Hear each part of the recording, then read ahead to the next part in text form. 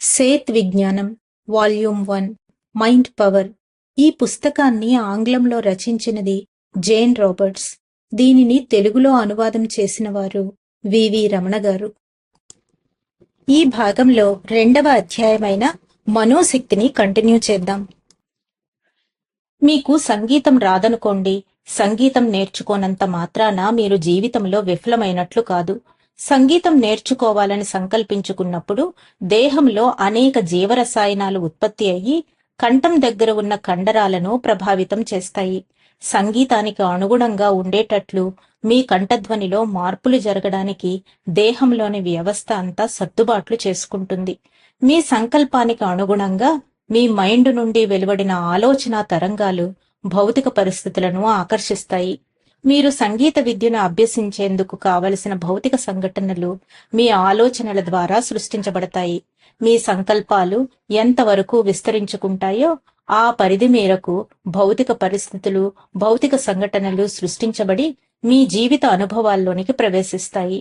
అన్ని కళలు, విద్యలు, శాస్త్రాలు నేర్చుకునేందుకు మానవ దేహదారి అయిన ప్రతి ఆత్మశకలము సర్వసమర్థతను కలిగి ఉంది. ఫలానా కళలో మీరు నిష్ణాతులు కాలేదంటే అందులో మీరు విఫలమైనట్లు కాదు. ఆ కళను నేర్చుకోవడానికి మీరు సంపూర్తిగా సంకల్పించుకోకపోవడం వల్ల విఫలమయ్యారు. మానసిక వికలాంగులు, శారీరక వికలాంగులు వేరే దశలో చైతన్య పరిణామం చెందడం కోసం, ఆత్మశక్తిని ఇంకో కోణంలో దర్శించడం కోసం ఆ విధంగా జన్మలు ఎంచుకోవడం జరుగుతుంది. మీ పరిభాషలో వాళ్లు విఫలమైనట్లు తోస్తుంది, కానీ ఆత్మశక్తి పరిభాషలో పురోగతి సాధిస్తున్నారు. జ్ఞాన భాండాగారాన్ని మరింత పెంచి చైతన్య వికాసం చెందడానికే ప్రతి ఒక్కరూ భూమి మీద జన్మ తీసుకుంటున్నారు. ఎవరి కోణంలో వారు పురోగతి సాధిస్తున్నారు. మీ జ్ఞానాన్ని అపారంగా విస్తరింపచేసుకోవాలనే ఆశయంలో ఈ భూమి మీద జన్మ తీసుకున్నారు. పర్ఫెక్షన్ పొందడమనే భావనను మైండ్ కలిగి ఉండదు. ఏ విషయంలోనైనా పర్ఫెక్షన్ సాధించారంటే దాని పురోగతి అంతటితో ఆగిపోయినట్లే. సంగీతంలో పర్ఫెక్షన్ సాధించారంటే దాని పురోగతి ఆగిపోయినట్లే. కానీ సంగీతం యొక్క పురోగతి అనంతంగా సాగిపోతూ ఉంటుంది. పర్ఫెక్షన్ అనే కాన్సెప్ట్ కాన్షియస్ మైండ్ భావన నుండి పుడుతుంది. ఏ విద్య గాని, జ్ఞానం గాని, కళ గాని అనంతకాలంగా పురోగతి పొందుతూనే ఉంటుంది. ఎక్కడా పర్ఫెక్షన్ అనే మాట ఉండదు. ప్రతి విద్య నిరంతరము పురోగతి చెందుతూ ఉంటుంది. ఆత్మ చైతన్య శక్తి కూడా నిరంతరము పురోగతి చెందుతూ ఉంటుంది. మీ మనోశక్తి కూడా నిరంతరము పురోగతి చెందుతూ ఉంటుంది. జీవిత ప్రవాహం నిరంతరము సాగుతూ ఉంటుంది. మీరు సంకల్పాలు ఏర్పరచుకుని నెరవేర్చుకునే కొలది మీ జీవిత అనుభవాలు పెరుగుతుంటాయి. మీ జ్ఞాన పరిధి పెరుగుతుంటుంది. మీ చైతన్య పరిణామ వ్యాకోచం పెరుగుతుంటుంది. ఈ విశ్వంలో చైతన్య పరిణామ వ్యాకోచానికి మీరు కేంద్రంగా ఉంటున్నారు. విశ్వ చైతన్య వ్యాకోచానికి ప్రతి ఒక్కరూ కేంద్రంగా ఉంటున్నారు. మీ మనోశక్తి వ్యాకోచం విశ్వ మనోశక్తి వ్యాకోచాన్ని ప్రభావితం చేస్తుంది. మీ సంకల్పాల పరిమాణం పెరగాలి. అత్యున్నత లక్ష్యాలను మీరు ఎంచుకోవాలి. మీ జ్ఞానం యొక్క పరిధి నిరంతరము వ్యాకోచం చెందాలి. అప్పుడే మీ జీవితం అర్థవంతంగా ఉంటుంది.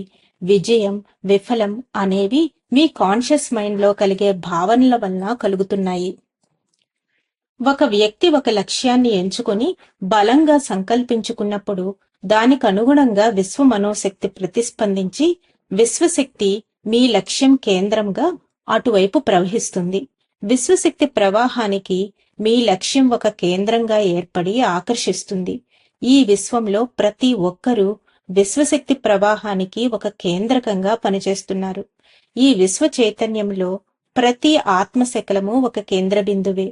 కేంద్ర బిందువు చుట్టూ పరిధి పెరిగే కొలది విశ్వ చైతన్య శక్తి పరిధి కూడా విస్తరిస్తూ ఉంటుంది. ఈ విశ్వంలో మీరు సంకల్పించుకునే లక్ష్యం ఆత్మశక్తి నుండి ఉద్భవించింది. ఆ లక్ష్యం ఎక్కడో ఒక చోట అది కలిగి ఉన్న ఆలోచన తరంగాల శక్తి తీవ్రతను బట్టి నెరవేరి తీరుతుంది. మీరు ఇంటిలో ఉన్న గోడ ద్వారా ప్రయాణించాలని సంకల్పించుకుంటారు. కాన్షియస్ మైండ్ పరిధిలో గల రీజనింగ్ మైండ్కు అది అసాధ్యమనిపిస్తుంది. కానీ ఆత్మశక్తి పరిధిలో అది చాలా సులభమని మీ మనోశక్తికి తెలుసు. ఈ విశ్వమంతా శక్తిమయమే. మీ కళ్లకు కనిపించే ఆ గోడ ఘనపదార్థంగా రీజనింగ్ మైండ్ నిర్ధారించుకుంటుంది. వాస్తవానికి ఆ గోడ భౌతిక పదార్థ రూపంలో ఉన్న శక్తి స్వరూపం. మీరు పూర్తిగా విశ్వసించి గోడ గుండా ప్రయాణం చేయాలని సంకల్పించినప్పుడు మీ దేహం దానికనుగుణంగా ప్రతిస్పందించి శక్తి స్వరూపంగా మారి గోడ గుండా ప్రయాణించడం జరుగుతుంది. శక్తి ప్రసారానికి ఈ విశ్వంలో ఏ యానకమూ అవసరం లేదు. మీ ఆత్మశక్తి మరి సూక్ష్మ శరీర సముదాయం పర్వతాలు, గోళాలు, నక్షత్రాల గుండా చొచ్చుకొని పోగలవు. అనంత దూరాన్ని క్షణకాలంలో ప్రయాణించగలవు. శక్తి ప్రసారానికి యానకం అవసరం లేదు. కాంతి తరంగాలు ఏ యానకం అవసరం లేకుండా అనంత దూరాన్ని ప్రయాణిస్తున్నాయి కదా. శారీరక అంగవైకల్యం ఉన్న ఒక వ్యక్తి కోల్పోయిన అవయవం తిరిగి పొందినట్లు బలంగా సంకల్పించి మనోశక్తి ద్వారా ఊహించుకుంటే అందుకు అనుగుణంగా భౌతిక పరిస్థితులు సృష్టించబడి అతని సంకల్పం నెరవేరుతుంది. అప్పటి వరకు ఆ అవయవాన్ని అమర్చడానికి గల వైద్య శాస్త్రం అభివృద్ధి చెంది ఉండకపోతే అతని బలమైన సంకల్పానికి అనుగుణంగా క్రొత్త వైద్య శాస్త్రం అభివృద్ధి చెందించబడుతుంది. ఈ విశ్వశక్తి ప్రవాహం అటువైపు కేంద్రీకరింపబడి అందుకు కావలసిన భౌతిక పరిస్థితులను సృష్టిస్తుంది. అతని సంకల్పం నెరవేరుతుంది. అతని సంకల్పం బలహీనంగా ఉన్నప్పుడు, అంతర్శక్తి పైన అతని నమ్మకం లేనప్పుడు అతడు సంకల్పించిన లక్ష్యం తాలూకు ఆలోచన తరంగాలు ఇంకొక డైమెన్షన్లోనికి ప్రయాణించి అక్కడ వాస్తవాన్ని పొందుతాయి. మైండ్ నుండి ఒకసారి వెలువడిన ఆలోచన తరంగాలు వాస్తవ రూపాన్ని పొందకపోవడం అనేది ఈ విశ్వంలో జరగనే జరగదు. ప్రతి ఆలోచన తరంగము వాస్తవ రూపం పొంది తీరుతుంది. త్రిదిశా తలంలో అంటే 3 డైమెన్షనల్ ప్లేన్ లో అతడు సంకల్పించుకున్న లక్ష్యం యొక్క ఆలోచన తరంగాలు ఇక్కడ నెరవేరినప్పుడు మరొక సంభావ్య లోకంలో వాస్తవాన్ని పొందుతాయి. మీ ఆలోచనలకు అనుగుణంగా మీ జీవితాన్ని, జీవిత అనుభవాలను సృష్టించుకుంటున్నారు. ఆలోచనల నుండే మీ దేహం సృష్టించబడింది. ఆలోచనల నుండే ఈ జీవజాతులన్నీ తమ భౌతిక దేహాలను సృష్టించుకుంటున్నాయి. ఆలోచనల నుండే చైతన్య శక్తి పదార్థంగా రూపాంతరం చెందుతుంది. ఆలోచనల నుండే అణువులు, పరమాణువులు అన్నీ కలిసి దేహానికి ఒక రూపాన్ని కలుగజేస్తున్నాయి. ఆలోచనల నుండే ఈ విశ్వంలో మూల చైతన్య శక్తి నుండి కోటాను కోట్ల లోకాలు, వాటి మీద జీవరాశులు సృష్టి జరుగుతోంది. ఆలోచనలు సృష్టి కావించి దానిని పెంచి పోషిస్తాయి. మీ జీవిత అనుభవాలంతా ఆలోచన ప్రవాహం దిశలో ప్రయాణిస్తాయి. మైండ్ నుండి వెలువడే ఆలోచన తరంగాలు సృష్టిని కావిస్తూ జీవం పోస్తుంటాయి. ఇది నిరంతరము కొనసాగే ప్రక్రియ. మీరు ఏది ఆలోచిస్తున్నారో అదే మీ జీవితమై ఉంటుంది. మీరు ఏవి కలలు కంటారో అవే పరిస్థితులు మీ జీవిత అనుభవాలుగా మారుతున్నాయి. ప్రతి ఆలోచన తరంగం మీ మనోశక్తిని పెంచుతుంది. ప్రతి ఆలోచన తరంగం మీ మైండ్ చుట్టూ ఒక వలయంగా మారుతుంది. వలయాల సంఖ్య పెరిగే కొలది మైండ్ పరిణామ వ్యాకోచం విస్తరించుకుంటుంది. మీ యొక్క ప్రతి ఆలోచన, భావన, స్పందన, ఆశయం, ఊహ, కళ అన్నీ ఈ విశ్వంలో జీవం పోసుకుంటాయి.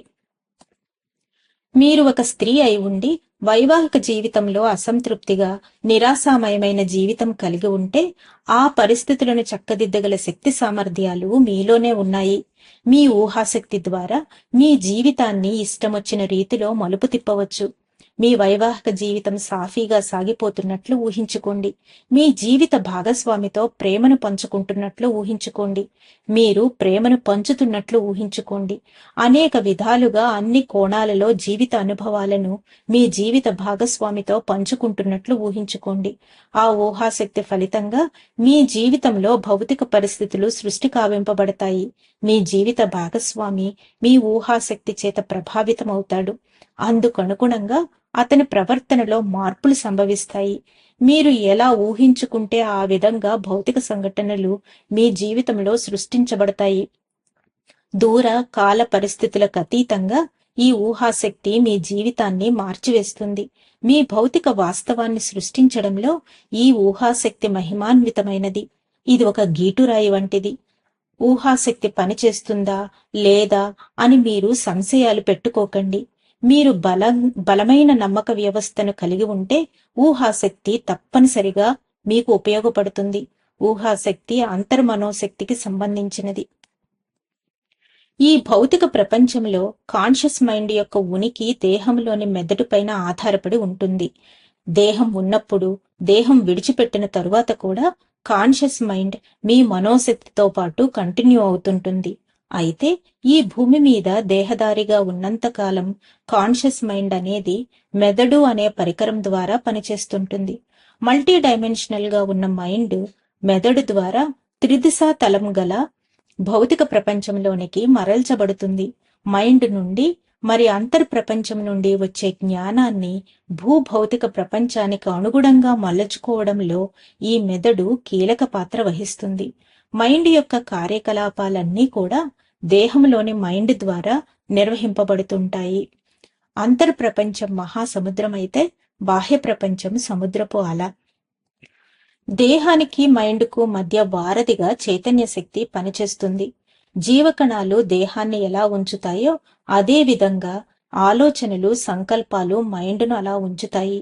మీ మైండ్ అంటే అంతర్ప్రపంచం మల్టీ డైమెన్షనల్ వాస్తవం అయితే మైండ్ నుండి ఆత్మశక్తి రూపాంతరం చెంది బాహ్య ప్రపంచంలో భౌతిక సంఘటనలు, భౌతిక పరిస్థితులు, భౌతిక వస్తువులు, భౌతిక వాతావరణంగా 3 డైమెన్షనల్ తలంలో భౌతిక వాస్తవంగా రూపొందుతుంది. అంతర్ప్రపంచంలో ఒక భాగమే కాన్షియస్ మైండ్. భౌతిక సంఘటనలు, భౌతిక పరిస్థితులను బాహ్య ప్రపంచంలో సృష్టి జరగటానికి ప్రత్యక్ష మరి పరోక్ష సంబంధాన్ని కాన్షియస్ మైండ్ కలిగి ఉంటుంది. పరిమిత జ్ఞానంతో కూడిన నమ్మకాలు అడ్డు తగలకపోతే అంతర్ప్రపంచం నుండి వచ్చే సందేశాలను, జ్ఞానాన్ని కాన్షియస్ మైండ్ ద్వారా సంపూర్తిగా పొందవచ్చు. సంకల్పాలను, లక్ష్యాలను ఎంచుకోవడంలో కాన్షియస్ మైండ్ యొక్క పాత్ర చాలా ముఖ్యమైనది. కాన్షియస్ మైండ్లో మీరు ఏర్పరచుకున్న నమ్మకాలు, సంకల్పాలు, ఆశయాలు, భయాలకు అనుగుణంగా మీ అంతర్శక్తి స్పందించి బాహ్య ప్రపంచంలో అవి భౌతిక సంఘటనలుగా రూపాంతరం చెందిస్తుంది. 3 డైమెన్షనల్ తలంలో భౌతిక ప్రపంచానికి, అంతర్ప్రపంచానికి మధ్య కాన్షియస్ మైండ్ ఒక వారధిగా, ఒక సాధనంగా పనిచేస్తుంటుంది. బాహ్య భౌతిక ప్రపంచంలో కాన్షియస్ మైండ్ ఏది వాంఛిస్తూ ఉంటుందో దాన్ని అంతర్ప్రపంచం సరఫరా చేస్తుంటుంది. మీ కాన్షియస్ మైండ్ పరిధి పెరిగే కొలది మీ ఊహాశక్తి యొక్క కెపాసిటీ కూడా పెరుగుతుంటుంది.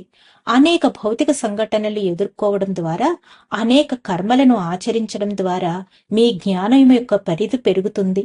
మీ జ్ఞాన పరిధి విస్తరించే కొలది మీ కాన్షియస్ మైండ్ మరి ఊహాశక్తి అభివృద్ధి చెందుతూ ఉంటాయి. మీరు ఎలా ఆలోచిస్తారో దానికి అనుగుణంగా మీ ఫీలింగ్స్ ఉంటాయి. మీ నమ్మక వ్యవస్థ ఆధారంగా కూడా మీ ఫీలింగ్స్ ఉంటాయి. ఊహాశక్తికి ఫీలింగ్స్ మరియు ఎమోషన్స్ తోడైతే మీరు సంకల్పించుకున్న లక్ష్యాలు బాహ్య భౌతిక ప్రపంచంలో వాస్తవ రూపం పొందడానికి మార్గం మరింత సులువవుతుంది. ఎన్ని ఎక్కువ కర్మలను ఆచరిస్తే, ఎన్ని ఎక్కువ భౌతిక సవాళ్లను ఎదుర్కొంటే అంత జ్ఞాన పరిధి విస్తరిస్తుంది. ఎక్కువ కర్మలను ఆచరించడం ద్వారా, ఎక్కువ భౌతిక సవాళ్లను ఎదుర్కోవడం ద్వారా మీ జ్ఞాన పరిధి పెరుగుతుంటుంది. మీరు ఆచరించే కర్మలు మరి మీరు సవాళ్లుగా ఎంచుకున్న భౌతిక సంఘటనల్లో ఆధ్యాత్మికత లోపించినట్లయితే మీకు దుఃఖం, అసంతృప్తి మాత్రమే సంప్రాప్తిస్తాయి. కాన్షియస్ మైండ్ ను సరైన రీతిలో ఎలా వినియోగించుకోవాలో మానవ జాతికి ఇంకా పూర్తిగా అవగాహన లేదు. ఊహాశక్తి, ఎమోషన్స్, ఫీలింగ్స్, రీజనింగ్ మైండ్, విశ్లేషణ శక్తి, అహం, నిర్ణయాలు తీసుకోగల శక్తి మరి భావోద్వేగాలు కాన్షియస్ మైండ్ కు సంబంధించినవే. వాస్తవానికి ఇవేవి కాన్షియస్ మైండ్ లో వేరువేరు భాగాలు కావు. దేశం ఒక్కటే కాని రాష్ట్రాలుగా విభజించుకున్నట్లు వేరువేరు పేర్లు పెట్టడం జరిగింది. అంతర్ప్రపంచం అంటే మైండ్ అనే మహాసముద్రం యొక్క ఒక అల ఈ కాన్షియస్ మైండ్ అని ఇదివరకే చెప్పాను. కాన్షియస్ మైండ్ ను, ఊహాశక్తిని ఎక్కువగా విరివిగా ఉపయోగించుకోండి.